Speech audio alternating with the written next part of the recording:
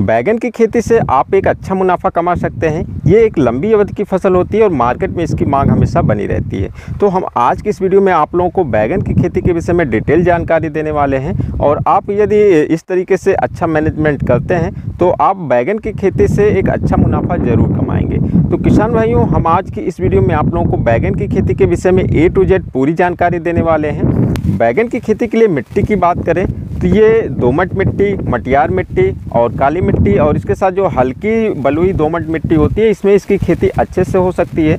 और इसमें जिस भी मिट्टी में जो जल धारण करने की क्षमता होती है वो अच्छी होती है और इसमें आप बैगन की खेती अच्छे से कर सकते हैं। बलुई मिट्टी में इसकी खेती अच्छे से नहीं हो सकती है क्योंकि इसमें जो जल धारण की क्षमता काफ़ी कम होती है, तो यहाँ पर आपको थोड़ी बहुत समस्या हो सकती है। वैसे क्षेत्र के हिसाब से आप बैगन की खेती पूरे भारतवर्ष में होती है और इसका अच्छा प्रोडक्शन हर जगह पर लिया जाता है। और बैगन की खेती के लिए तापमान की बात करें तो 15 से 35 डिग्री का तापमान इसकी खेती के लिए उपयुक्त रहता है और इस तापमान में इसका अच्छा परफॉर्मेंस आता है। वैसे इसकी खेती उस तापमान वाले क्षेत्रों में भी किया जाता है जहां पर तापमान 45 डिग्री से भी ऊपर चला जाता है और इसका जो मिनिमम तापमान है वो 5-6 डिग्री पर भी आ जाता है। जैसे कि हमारा जो क्षेत्र है ये उत्तर भारत में, हम उत्तर प्रदेश के निवासी हैं, यहाँ पर भी बैगन की खेती बहुतायत में की जाती है। लेकिन ठंड के दिनों में यहाँ का जो तापमान है ये 5-6 डिग्री के आसपास भी आ जाता है और गर्मी के दिनों में जो इसका तापमान होता है वो 45 डिग्री से भी ऊपर चला जाता है। तो कुछ महीनों में इसके जो प्रोडक्शन होता है इसमें थोड़ी बहुत इसमें अंतर आता है, लेकिन इसकी खेती यहाँ पर की जा सकती है। तो इस तरीके से आप पूरे भारतवर्ष में बैगन की खेती होती है और आप बैगन की खेती कर सकते हैं। लेकिन जो उपयुक्त तापमान है वो 35 डिग्री तक इसका जो है प्रोडक्शन अच्छा होता है और मिनिमम जो है 15 डिग्री पर भी इसका अच्छा प्रोडक्शन होता है। किसान भाइयों, इसके खेती की समय की बात करें तो आप साल भर बैगन की खेती आप कर सकते हैं, लेकिन जो इसका सबसे उपयुक्त समय होता है ये जून जुलाई महीने से आप इसकी खेती नवंबर दिसंबर महीने तक इसकी खेती करते हैं। तो यहाँ से आपका जो बैगन है इसका प्रोडक्शन भी अच्छा होगा और एक लंबी अवधि तक ये बैगन चलता है।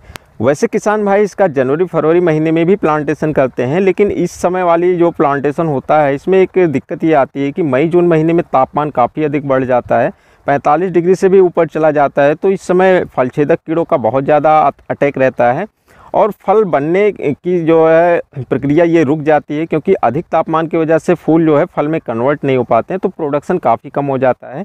और इस तरीके के जो प्लांटेशन होते हैं ये इसके जो पौधे हैं ये भी लंबी अवधि तक नहीं चल पाते हैं, ये जुलाई अगस्त तक ही जाते जाते इनको हटा देना पड़ता है। तो इस तरीके से यदि आप बैगन की खेती का जो उपयुक्त समय मानते हैं तो वो आप जून महीने में और जुलाई महीने में इसकी नर्सरी तैयार करके आप जुलाई और अगस्त महीने में इसका प्लांटेशन करते हैं, तो आप इस तरीके के प्लांटेशन किए हुए बैगन को अप्रैल मई महीने तक यहाँ से आप हार्वेस्टिंग ले सकते हैं। किस्मों की बात करें तो बैगन कई प्रकार के होते हैं। इसमें साइज़ के हिसाब से जैसा लंबा बैगन, गोल बैगन और मध्यम साइज़ के जो बैगन आते हैं ये होता है। और इसमें रंग के हिसाब से काले कलर का आता है, रेड कलर में आता है, ग्रीन कलर में आता है, वाइट कलर में, और इस तरीके के कई कलर के हिसाब से बैगन की बहुत सी ऐसी वैरायटियाँ हैं। हमें अपने क्षेत्र के हिसाब से वैरायटियों का सिलेक्शन करना होता है और फिर उसके हिसाब से हम उसकी खेती कर सकते हैं। किसान भाइयों, उत्तर भारत में अधिकतर जो है लंबे वाले बैगन और गोल वाले बैगन चलते हैं जिसमें इसका कलर ब्लैक होता है, रेड होता है, और कुछ वाइट कलर के बैगन की भी यहाँ पर डिमांड होती है जो कि ये शादियों के मौसम में इसमें कलौजी के लिए इसका इस्तेमाल होता है। लेकिन सब्जियों के लिए जो अधिकतर लंबे बैगन और गोल बैगन की खेती होती है, उत्तर भारत के लिए कुछ अच्छी किस्मों की बात करें तो BNR 212 है जो कि काफ़ी अच्छा प्रोडक्शन इसका रहता है। BNR कंपनी का नवीना बैगन है, इसका भी अच्छा उत्पादन रहता है और ये दोनों बैगन हैं ये मध्यम लंबाई के हैं और थोड़ा ब्लैक कलर में आते हैं। और इसके बाद BNR का 218 है जो कि रेड कलर में है। इसी तरीके से सनग्रो का 704 है, ये भी लंबा बैगन है, रेड कलर में आता है। और कलश कंपनी का माझी बैगन है, ये भी लंबा बैगन है, रेड कलर में आता है, इसकी भी अच्छी डिमांड रहती है। गोल बैगन की बात करें तो सनग्रो कंपनी का नवकिरण बैगन, सनग्रो कंपनी का 992 बैगन, और इसमें टीन सीड्स का एक किरण नाम से बैगन आता है, ये अच्छी किस्में मानी जाती हैं। और इसी के तरीके से और भी काफ़ी कुछ हाइब्रिड किस्में हैं जिसका किसान भाई अपने क्षेत्र के हिसाब से चयन करते हैं, तो आप इन किस्मों का चयन करके बैगन की खेती कर सकते हैं। किसान भाइयों, नर्सरी की बात करें तो आप जून और जुलाई महीने में बैगन की नर्सरी तैयार कर सकते हैं। और इस समय जो बैगन की नर्सरी तैयार होती है, इसमें आप बेड बनाकर नर्सरी तैयार करेंगे।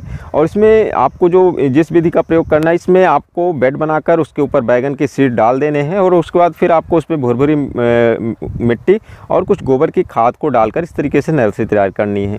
और यदि जो है दिसंबर जनवरी में जो नर्सरी तैयार होती है, उसमें लेवा विधि का प्रयोग किया जाता है। इसी तरीके से नर्सरी तैयार करने की कुछ विधियाँ हैं और डिस्क्रिप्शन बॉक्स में और आई बटन पर हम आपको नर्सरी तैयार करने की उपयुक्त विधियों का लिंक आप लोगों को दे देंगे। वहां से आप नर्सरी तैयार करने की विधियों का चुनाव कर सकते हैं। किसान भाइयों, नर्सरी तैयार करते समय हमें कुछ बातों का ध्यान रखना चाहिए, जैसे कि नर्सरी हमें पर्याप्त जगह हमें तैयार करनी चाहिए और सीड्स के बीच में पर्याप्त गैप रखना चाहिए, जिससे जो हमारे सीड की नर्सरी तैयार होगी, एक स्वस्थ नर्सरी तैयार होगी, एक मजबूत पौधा तैयार होगा, तो उसका प्लांटेशन करके हम आगे अच्छा फसल ले सकते हैं। नर्सरी तैयार करने के बाद जो अगली प्रक्रिया है, ये खेत की तैयारी करनी है, क्योंकि यदि हम जून और जुलाई महीने में नर्सरी तैयार करते हैं तो ये एक बरसात का शुरुआती मौसम होता है और उसकी जो खेत की तैयारी होगी ये हमें जुलाई महीने में करनी होगी। और जुलाई अगस्त महीने में यदि हम बैगन का प्लांटेशन करना है तो खेत की तैयारी करनी है, तो वहाँ पर क्योंकि बरसात की वजह से हो सकता है कि खेत में हम इसकी जुताई ना कर सकें, तो हमें थोड़ा पहले ही, बरसात से पहले ही खेत की तैयारी कर लेनी है। खेत में जो भी फसल है उसको हमें मिट्टी पलटने वाले हल से उसकी जुताई करके और फसल अवशेष को मिट्टी में दबा देना है। फिर हमें अंतिम जो जुताई करनी है वो रोटावेटर से करना है। अब यहाँ पर बात आती है, अंतिम जुताई के समय हमें खाद का प्रयोग करना है या फिर हमें बेड बनाते समय खाद का प्रयोग करना है। किसान भाइयों, हमें जो बैगन की खेती करनी है, इसमें जो हमारा जो तरीका है, इसमें हम बेड बनाकर खेत की तैयारी करते हैं और जुताई के बाद हम यहाँ पर बेड बनाते समय इसमें सभी खादों का प्रयोग करते हैं। लेकिन यदि आप खेत की तैयारी में जो बेड बनाते हैं वो आप बेड मेकर से बनाते हैं, मतलब कि ट्रैक्टर के साथ लगे हुए बेड मेकर से बनाते हैं, तो आपको खेत के अंतिम जुताई के समय ही सभी खादों का प्रयोग कर लेना है। और प्रति एकड़ के हिसाब से आप 3 से 4 ट्राली जो गोबर की खाद होती है, इसको आप पहले ही मिलाकर खेत में जुताई कर दें। और अंतिम जुताई के समय आपको जिन खादों का प्रयोग करना है, इसमें आपको SSP 2 बोरी, DAP 1 बोरी, पोटास करीब 25 से 30 kg और यूरिया का प्रयोग हमें यहाँ पर नहीं करना है। सागरिका आप 10 kg मिला सकते हैं। इसी के साथ मिक्स माइक्रो न्यूट्रिएंट्स आता है, जिसमें कि सभी सूक्ष्म पोषक तत्व मिले होते हैं, इसको भी आप 10 kg प्रति एकड़ के हिसाब से लेना है। और आपको यहाँ पर फ्यूराडान की मात्रा 8 से 10 kg प्रति एकड़ के हिसाब से लेना है। इसी के साथ आप कोई और यदि माइक्रो न्यूट्रिएंट्स या और कोई खाद आप मिलाना चाहते हैं, जैसा कि ह्यूमिक एसिड है जिसकी जड़ों का ग्रोथ होता है, तो आप 1 से 1.5 kg प्रति एकड़ के हिसाब से उसको मिला सकते हैं। और भी आप अपने हिसाब से, अपने क्षेत्र के हिसाब से, अपने खेत के हिसाब से जिन भी कुछ खादों को ऐड करना चाहते हैं आप उन्हें ऐड कर सकते हैं, लेकिन हम अपने खेत में इस तरीके से खादों का प्रयोग करते हैं। तो इन खादों को आप प्रति एकड़ के हिसाब से पूरे खेत में फैलाकर अंतिम जुताई में आप रोटावेटर से उसे अच्छे से खेत के ऊपरी पार्ट में मिला दें। इसके बाद आपकी जो बारी आती है बेड तैयार करने का, हमें प्लांटेशन जब करना है उससे कुछ 15-20 दिन पहले ही बेड तैयार कर लेना है, क्योंकि जो बरसात के समय में कभी भी बारिश हो जाती है तो आप उस समय सही समय पर प्लांटेशन नहीं कर सकते हैं, तो यहाँ पर आपका जो है कुछ आर्थिक क्षति हो सकती है, क्योंकि जब नर्सरी का प्लांटेशन सही समय पर नहीं होता तो आगे चलकर उसके ग्रोथ में कुछ फ़र्क आता है। तो हमें क्या करना है, इसमें पौधे से पौधे की दूरी कितनी रखनी है, लाइन से लाइन की दूरी कितनी रखनी है, इस हिसाब से बेड बनाना है। किसान भाइयों, हमारा जो तरीका है, हम हमेशा बेड बनाकर ही बैगन का प्लांटेशन करते हैं, लेकिन अलग अलग किसान भाइयों का अपना अलग अलग तरीका होता है। कुछ किसान भाई बिना बेड बनाए समतल खेत में भी इसका प्लांटेशन कर देते हैं। तो आप कोई भी तरीका अपना सकते हैं, लेकिन जो बरसात के समय में बैगन की खेती होती है, इसमें यदि आप पहले से बेड बनाकर इसकी तैयारी करते हैं तो ये काफ़ी अच्छा रहेगा। इसमें दूरी की बात करें तो लाइन से लाइन 5 फीट और पौधे से पौधे 2 फीट की जो दूरी होती है, ये एक उपयुक्त दूरी है। लेकिन कुछ किसान भाई इसमें लाइन से लाइन 4 फीट और पौधे से पौधे 3 फीट की भी दूरी पर इसकी खेती करते हैं। और कुछ किसान भाई तो ऐसे हैं जो लाइन से लाइन 4 फीट, पौधे से पौधे भी 4 फीट की दूरी रखते हैं और बिना बेड बनाए वो समतल में ही इसका प्लांटेशन करते हैं। तो बेड बनाने से यहाँ पर बरसात में ये फ़ायदा होता है, क्योंकि जब बरसात में काफ़ी अधिक बरसात होती है तो इसके पौधों के आसपास की जो मिट्टी होती है वो यदि हम समतल में करते हैं, पानी में जल जमाव की वजह से, पानी की वजह से वो जाम हो जाती है और पौधे का ग्रोथ नहीं हो पाता है। और फिलहाल जो बरसात होती रहती है तो यहाँ पर कोई गुड़ाई भी नहीं हो पाती है। तो इसीलिए जो है बेड बनाने वाला जो तरीका ये काफ़ी अच्छा माना जाता है। तो किसान भाइयों, बेड बनाने के बाद आप यदि ड्रिप से करते हैं तो अच्छा तरीका है, आप वहाँ पर मल्चिंग भी लगाएंगे। लेकिन यदि आप ड्रिप का प्रयोग नहीं कर रहे हैं और इसकी सिंचाई आप फ्लड से कर रहे हैं तो भी आपको बेड बनाकर मल्चिंग लगाकर इसकी खेती करने से अच्छा प्रॉफिट यहाँ पर आगे आपको मिलने वाला है। तो किसान भाइयों, लाइन से लाइन 5 फीट और आपको 5 फीट पर बेड बनाना है। और बेड बनाते समय आप यहाँ पर जो बेसल डोज की खाद है, यदि आपने लास्ट समय पर पूरे खेत में छिड़काव करके आपने खेत की जुताई किया तो आप बेड मेकर से बेड बनाएंगे तो खेत की मिट्टी आपका पूरे बेड में आ जाएगी और खाद वहाँ पर मिला रहेगा। तो खाद डालने के बाद आप इसका बेड बना देते हैं और बेड बनाने के बाद आपको इस पर मल्चिंग डाल देनी है। बेड की ऊंचाई आप 8 इंची से लेकर 12 इंची तक रख सकते हैं। आप 1 फीट की ऊंचाई में आप बेड बनाते हैं तो वो सही रहेगा।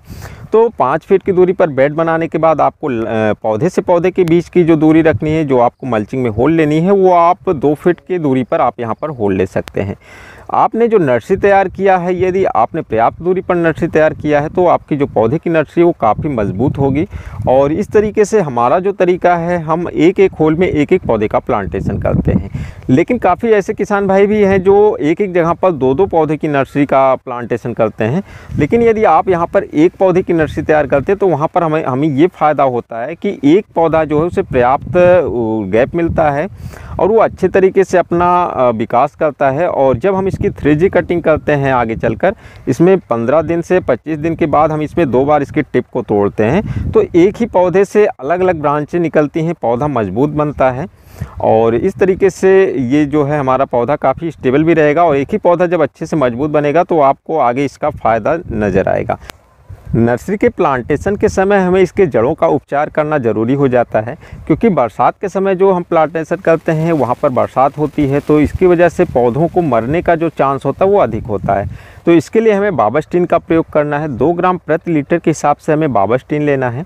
उसी के साथ हम यहाँ पर जड़ों की ग्रोथ के लिए एक ह्यूमिक एसिड पाउडर आता है, आप उसका भी प्रयोग कर सकते हैं। 1 लीटर में आप 2 ग्राम या 1 ग्राम ह्यूमिक एसिड भी डाल सकते हैं उसी बाबास्टिन के साथ। और इसी के साथ 1 ml इमिडाक्लोरोपिड आपको उसके साथ डाल देना है। और इसी के साथ आपको यहाँ पर थोड़ी सी मात्रा में स्टिकर मिला देना है, या कोई आप इसमें वॉशिंग पाउडर मिला सकते हैं, जिससे कि ये जो लिक्विड है ये जड़ों में अच्छी तरीके से चिपक जाए। अब इस तैयार हुए होल में नर्सरी की जड़ों को आपको डिप कर देना है और डिप करने के बाद आपको उसको निकाल कर छाँव में रख देना है। तो इस तरीके से स्टिकर की वजह से घोल आपकी जो पौधे हैं इसकी जड़ों में चिपके रहेंगे और आप जब उसका प्लांटेशन करेंगे तो पौधे की जड़ों का विकास अच्छा होगा। इसमें जो शुरुआती के रस चूसक कीड़े आते हैं वो भी नहीं आएंगे और इसमें फंगस भी नहीं आएगा। तो किसान भाइयों, ये जो तरीका है आप इस तरीके का प्रयोग करते हैं तो आपके जो पौधे हैं ये शुरुआत से ही अच्छे चलेंगे। किसान भाइयों, प्लांटेशन के तुरंत बाद आपको इसके जड़ों के पास करीब 50-50 ml पानी देना होगा और ये प्रक्रिया आपको 2 दिनों तक दोहरानी होगी। आप इसमें 2 दिन तक या 3 दिन तक आप इसमें पानी दे सकते हैं। तो शुरुआत में पौधे तो प्लांटेशन के बाद झुक जाएंगे, लेकिन फिर जैसे ही रात में शीत पड़ेगा तो सुबह फिर से पौधे उठने लगेंगे, फिर दिन में धूप पड़ेगी तो पौधे गिर जाएंगे। तो इस तरीके से 2 दिन 3 दिन तक आप इसमें पानी देते रहेंगे तो पौधे अच्छे तरीके से अपना जड़ पकड़ लेंगे और इनका ग्रोथ होता रहेगा तो पौधे ये अपना तेज़ी से विकास करेंगे। किसान भाइयों, ये जो 2-3 दिन तक पानी देने की प्रक्रिया होती है, इसके साथ भी आप इसमें कुछ पोषक तत्व दे सकते हैं। जैसे कि यदि आपने इसके जड़ों की